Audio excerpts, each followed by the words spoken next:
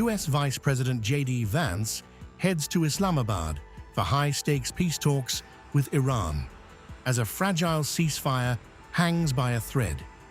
The negotiations, brokered by Pakistan, come after weeks of conflict that has destabilized the Middle East and triggered a global energy crisis. At the center of the diplomatic push is a narrow window, a 2-week truce already under strain. Disagreements over ceasefire terms, continued Israeli strikes in Lebanon, and tensions over the Strait of Hormuz have raised fears that talks could collapse before they begin. Reflecting the gravity of the crisis, both sides are deploying high-profile diplomatic and military figures. Vance leads a U.S. delegation that includes Special Envoy Steve Witkoff, Senior Advisor Jared Kushner, and CENTCOM Commander Admiral Brad Cooper.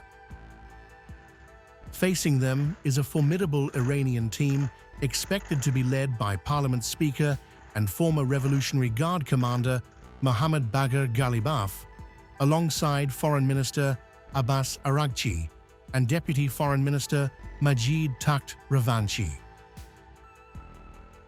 Operating under directives from President Donald Trump, Vance struck a cautious but firm tone before his departure, signaling openness to diplomacy while warning Tehran against exploiting the process. I think it's going to be positive. We'll, of course, see. As the President of the United States said, if the Iranians are willing to negotiate in good faith, we're certainly willing to extend the open hand. The stakes are steep.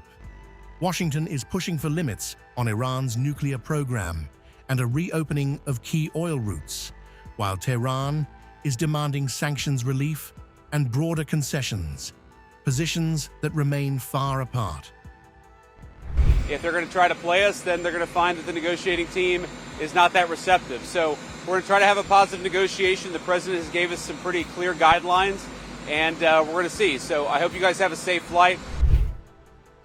Inside Islamabad, Pakistani mediators, including Prime Minister Shehbaz Sharif and Army Chief Asim Munir, have placed the capital on lockdown.